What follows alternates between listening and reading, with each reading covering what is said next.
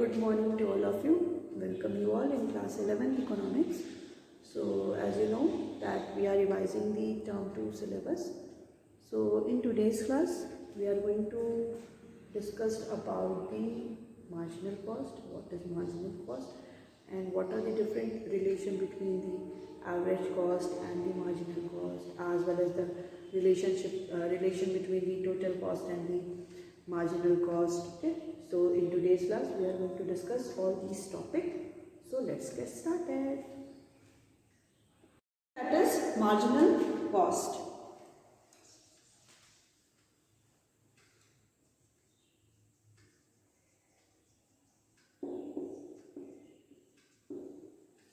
Okay,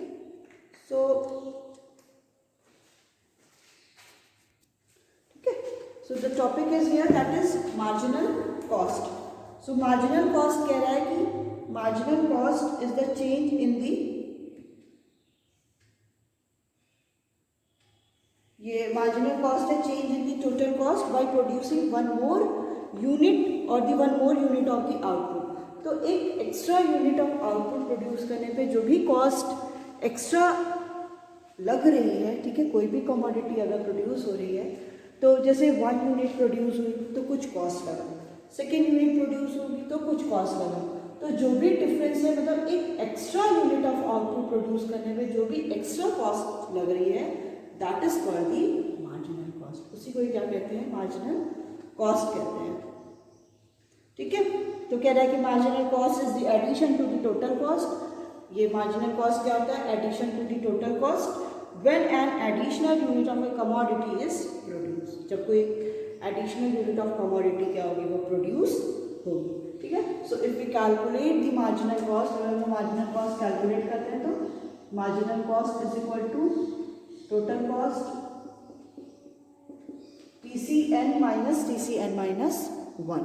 ठीक है, so with the help of this we can calculate the value of the marginal cost. हम लोग marginal cost की value calculate कर सकते हैं. ठीक है, फिर इसमें दे रहा है कि एक डायग्राम के थ्रू बता रहा है कि कौन सा एरिया हम लोग बोलेंगे कि उसमें आ रहा है. ठीक है, सो कह रहा है कि relation between MC and the AC. हाँ, अगर हम लोग को मार्जिनल कॉस्ट निकालना है, किसी भी यूनिट की मिसिंग है, so total cost, change in total cost upon change in output. ठीक है, आउटपुट में चेंज कितना हुआ, या आप कभी कभी देखना जैसे कोई भी आपके पास स्केड्यूल दिया है तो 1 2 3 4 दिया है, 5 6 ना देके डायरेक्टली 7 दे दिया है, और इधर भी ऐसी सेम आपका कॉस्ट भी दिया है.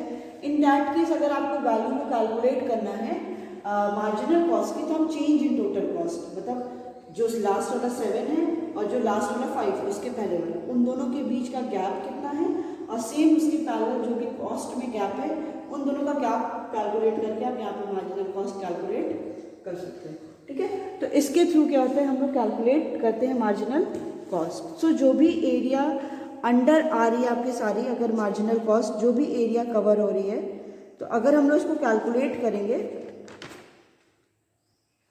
तो हम लोग कैलकुलेट कर सकते हैं, क्योंकि यहाँ पे क्या है कि if we calculate the value of the total cost, तो हमें टोटल कॉस्ट यहाँ पे कैलकुलेट करना भी अगर होगा तो हम लोग टीसी इज इक्वल टू क्या होता है, total cost is equal to total fix cost plus total variable cost. ये सारी चीज़ें हम लोगों ने ऑलरेडी डिस्कस कर लिया है कि अगर टोटल कॉस्ट निकालना होगा तो हम लोग टोटल कॉस्ट कैसे निकालेंगे. सो टीएफसी प्लस टीवीसी.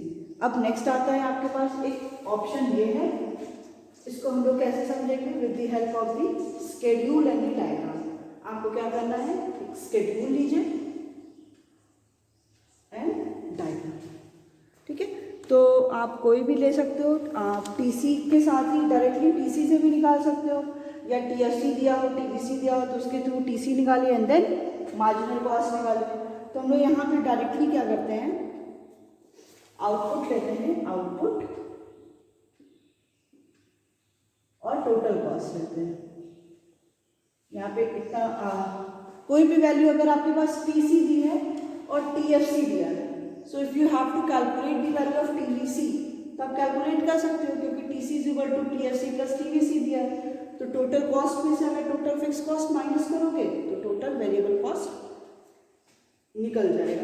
या आपको टीसी दिया है टीवीसी दिया है और आपको टीएफसी कैलकुलेट करना है, तो उस केस में भी आप क्या करोगे, ये प्लस होता है, उस केस में जाके हम इससे टोटल कॉस्ट में से माइनस कर देंगे तो टीएफसी भी कैलकुलेट हो जाएगा।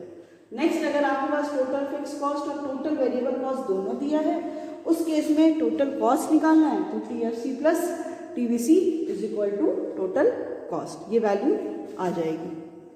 ठीक है, तो यहाँ पे लिखते हैं आउटपुट 0 1 2 3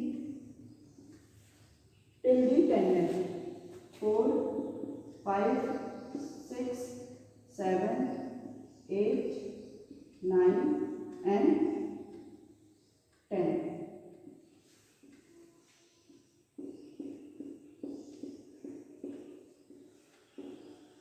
टोटल कॉस्ट क्या दे रखा है, 20 30 38 20 30 38 44 48 52 58 66 78 92 120।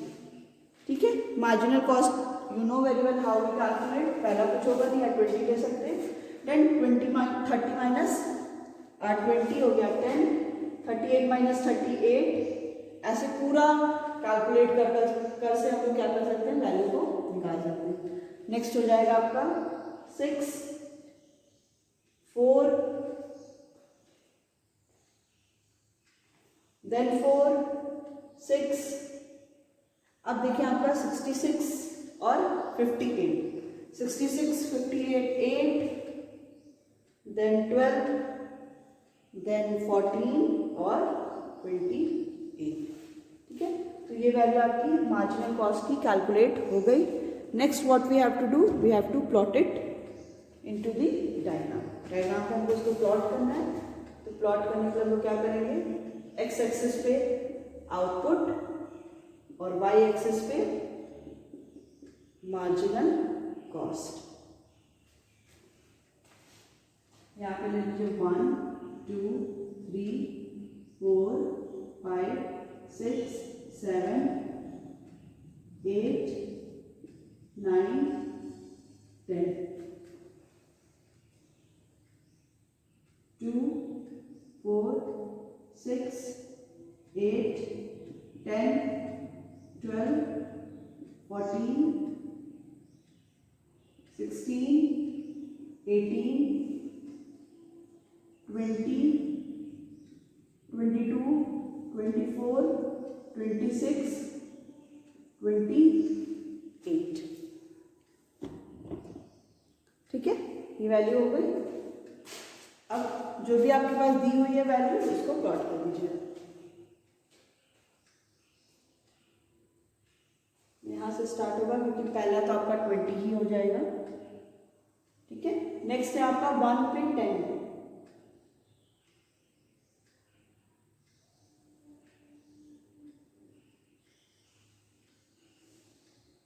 फिर आपका 1 पे 10 है, 2 पे 8, 2 पे 8, 3 पे 6, 3 पे 6, 4 पे 4,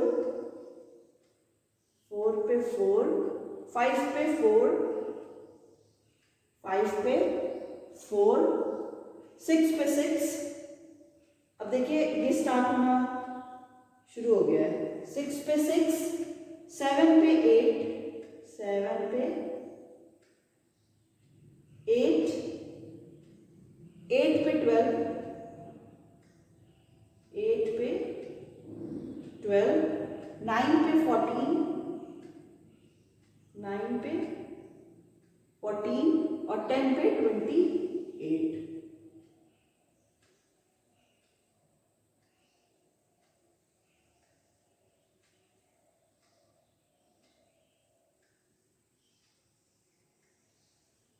this is your marginal cost curve. यहाँ पे देखिए 4th और 5th बोथ यूनिट पे आपका कॉस्ट, मार्जिनल कॉस्ट क्या है, सेम है, मतलब अपने क्या है, मिनिमम पे है। दिस इज पॉइंट, फिर ये स्टार्ट्स टू इंक्रीज। अब देखिए क्या कह रहा है इसमें, कह रहा है कि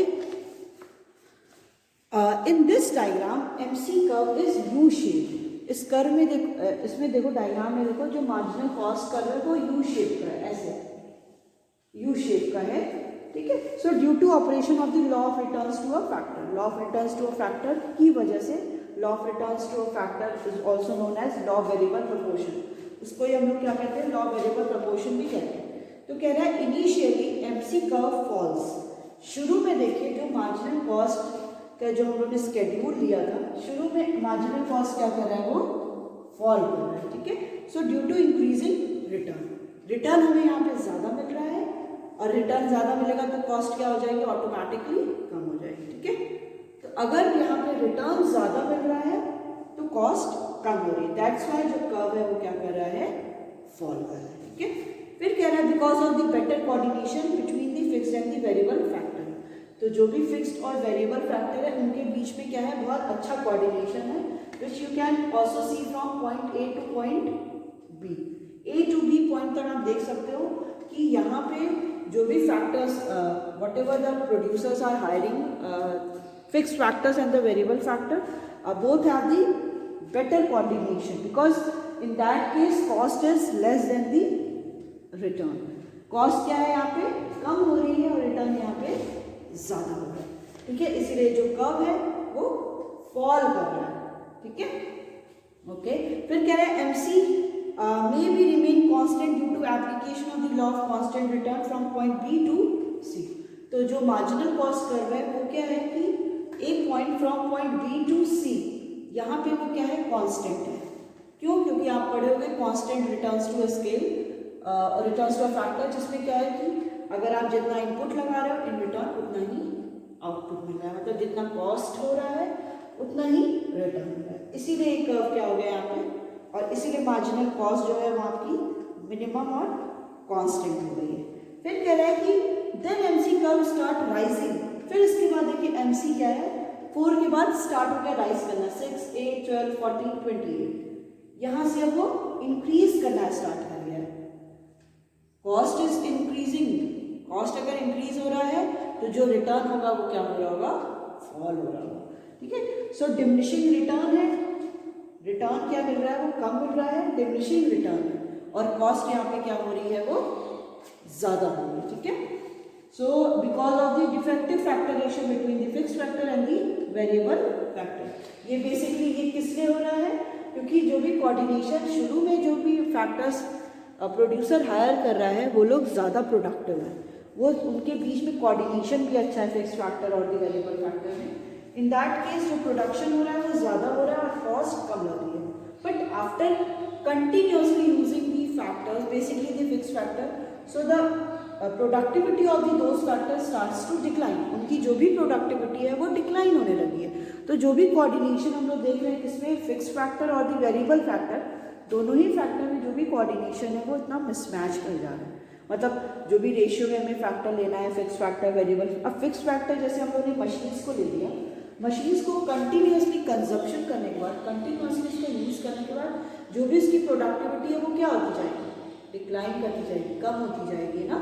तो इसीलिए अब यहाँ पे कॉस्ट ज़्यादा हो रहा है, रिटर्न कम हो रहा है, तो जब कॉस्ट ज़्यादा हो रहा है तो कर्व क्या हो रहा है, ऊपर की ओर हो रहा है, that's why the curve is U shape.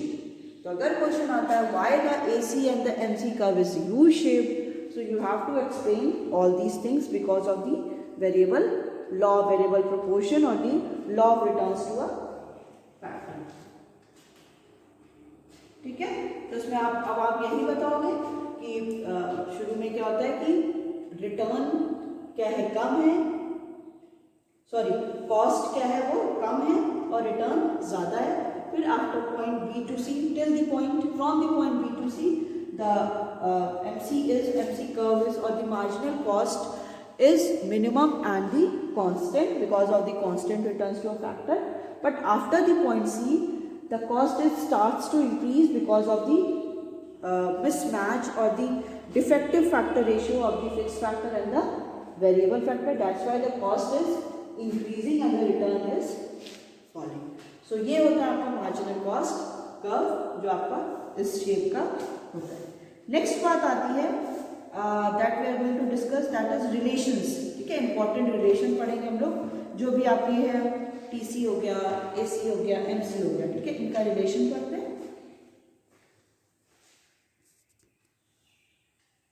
Okay, तो यहाँ पे क्या है, इंपॉर्टेंट रिलेशन है, relation between AC and the MC, कि एवरेज कॉस्ट और दी मार्जिनल कॉस्ट का क्या रिलेशन होता है। ठीक है, तो आपके पास आपकी कंसर्न बुक में जो आपकी प्रिस्क्राइब बुक है उसमें पूरा ऑलरेडी रिलेशन दिया है, बट एक बार उसको रिलेशन को बता देते हैं। तो रिलेशन यहाँ पे किसका, TC and MC, total cost and the marginal cost. इसमें कह रहा है, देखिए जो दोनों ही हैं, AC as well as MC, हम दोनों को ही क्या है with the help of the TC calculate कर सकते हैं। Sorry, it will be AC. ठीक है, एसी को हम लोग कैसे कैलकुलेट कर सकते हैं, टीसी अपॉन आउटपुट। एमसी को हम लोग कैसे कैलकुलेट कर सकते हैं, TC N minus TC N minus 1। So with the help of the TC we can calculate the value of the average cost and the marginal cost। तो इसमें कह रहा है कि आपके पास बुक है, ठीक है, प्रिस्क्राइब बुक है, आप उसमें देख सकते हो। कह रहा है कि when MC curve is below the AC curve, शुरू में देखिए जो मार्जिनल कॉस्ट कर्व है, चलो मैं ऐसे बना भी देती हूँ, eight the 7th output, 7th पे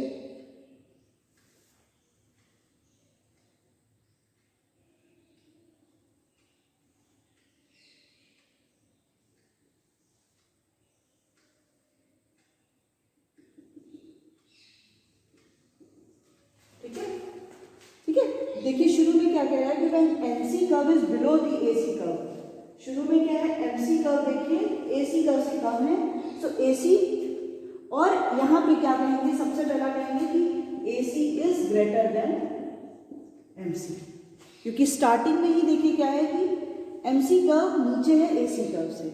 ठीक है, फिर कह रहा है कि when MC curve cuts the AC curve at this minimum, जहाँ पे MC is equal to AC है।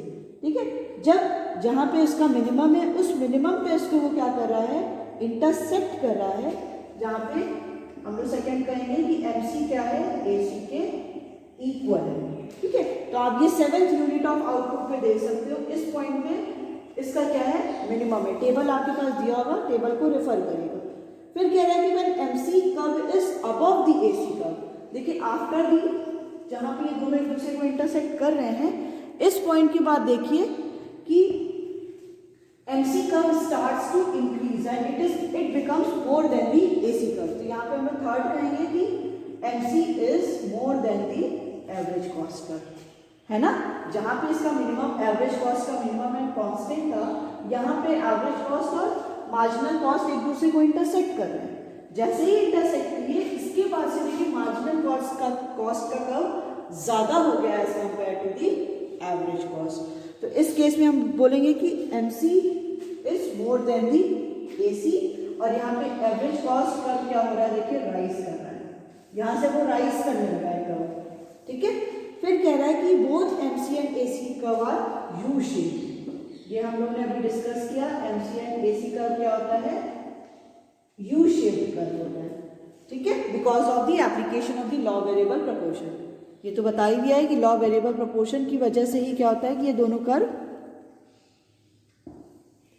यू शेप्ड के होते हैं। सो कह रहा है कि since MC decline faster then the AC, जो मार्जिनल कॉस्ट कर्व है वो एवरेज कॉस्ट के कर्व के कंपैरेटिवली ज़्यादा तेजी से फॉल कर रहा है, so it reaches its lowest point earlier then the AC. इसीलिए जो मार्जिनल कॉस्ट है वो अपने लोअर पॉइंट पे ज़्यादा जल्दी पहुंच चुका है। ठीक है, यहाँ पे ये देखिए, ये अपने जो एवरेज कॉस्ट कर रहे हैं वो अपने मिनिमम पे eight 7th unit of output पे पहुंचा, 7th यूनिट, और जो आपका मार्जिनल कॉस्ट कर्व है वो कहाँ है, ये अपने 4th एंड 5th यूनिट पे ही अपने मिनिमम पे पहुंच गया।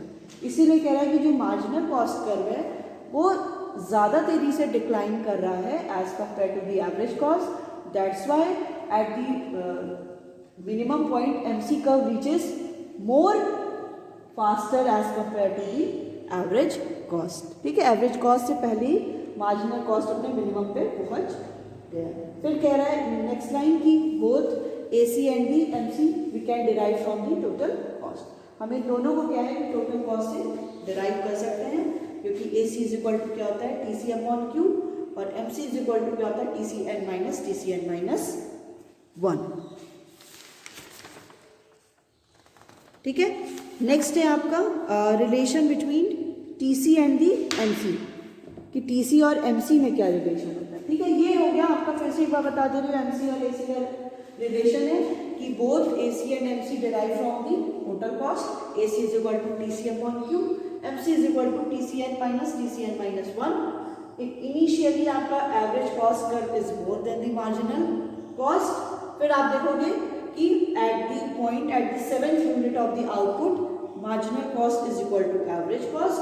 फिर हम इसके आफ्टर दी रीचिंग दी और intersecting the both curve, after that MC curve starts to increase and AC also rises, but MC becomes more then the AC।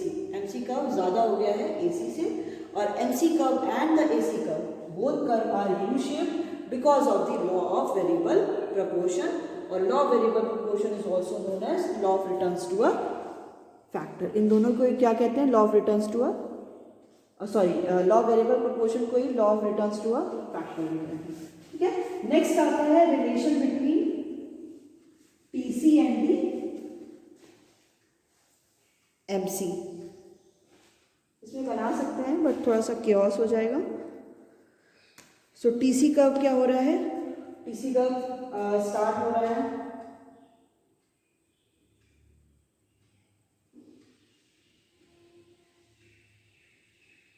Four और 5,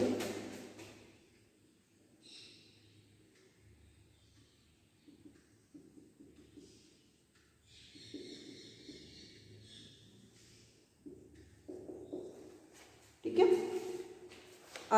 with the help of if in your exam the question is asked the relation between TC, explain the relation between the TC and MC. So first of all you have to explain what is TC and the MC.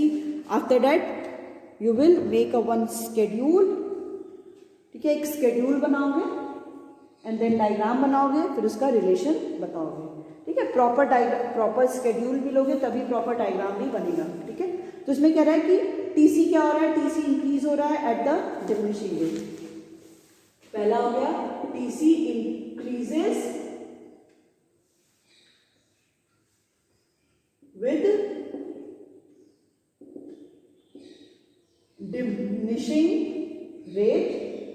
तो यहां पे marginal cost क्या हो रहा है, marginal cost का decline हो रहा है। सेकेंड कह रहा है, हाँ ठीक है, तो जब TC इंक्रीज कर रहा है अपने डिमिनिशिंग रेट से, मतलब इंक्रीज तो कर रहा है बट जो रेट है वो उसका डिमिनिशिंग है। ठीक है, तो उस केस में मार्जिनल कॉस्ट कर क्या हो गया, वो डिक्लाइन कर रहा है। फिर है when TC increases at the constant rate. Constant rate कैसे हम बोल सकते हैं कि इंक्रीज कर रहा है बट जब भी उसका चेंज है, जैसे टेबल में दिया है कि वो 4 हमेशा ही चेंज हो रहा है, मतलब जो यहाँ पे आप देख रहे थे कि 4th और 5th यूनिट में वो 4 ही चेंज हो रहा है, उस केस में आप बोलोगे कि MC क्या हो गया है, मिनिमम एंड कांस्टेंट। आप at the 4th and 5th unit पे देख सकते हो, 4 और 5th यूनिट पे MC क्या हो गया था, वो सेम हो गया था। ठीक है, फिर बोल रहा है कि when TC increases, TC increase कर रहा है, so MC also increases। इसका एकदम सिंपल सा रिलेशन यही हो गया। सबसे पहला यही है कि इनिशियली TC क्या हो रहा है, इंक्रीज तो कर रहा है but with the diminishing. TC increase कर रहा है बट जो रेट है उसका वो क्या है, डिमिनिशिंग है। ठीक है, TC इंक्रीज कर रहा है but with the diminishing rate, तो मार्जिनल कॉस्ट कर्व देखो यहाँ पे क्या हो रहा है, वो डिक्लाइन कर रहा है। ठीक है, फिर क्या हो रहा है कि at the 4th and 5th unit of output TC becomes constant. TC 4th और 5th यूनिट में वो क्या हो गया, वो कांस्टेंट हो गया, क्योंकि रेट ऑफ चेंज जो है वो हर बार उसका 4 ही हो रहा है। तो उस केस में मार्जिनल कॉस्ट भी क्या हो गया, minimum and the constant, because 4 और 4th और 5th यूनिट में वो हमेशा 4 ही हो गया है। नेक्स्ट हम बात करते हैं कि आफ्टर दैट इस मिनिमम पहुंचने के बाद जो TC कर्व है वो इंक्रीज कर रहा है विद इंक्रीजिंग रेट के साथ इंक्रीज कर रहा है, और इसके बाद देखिए मार्जिनल कॉस्ट कर्व भी इंक्रीज कर रहा है। So this is the relation between the total cost and the marginal cost. ठीक है, यही रिलेशन आपके टीसी एंड एमसी का।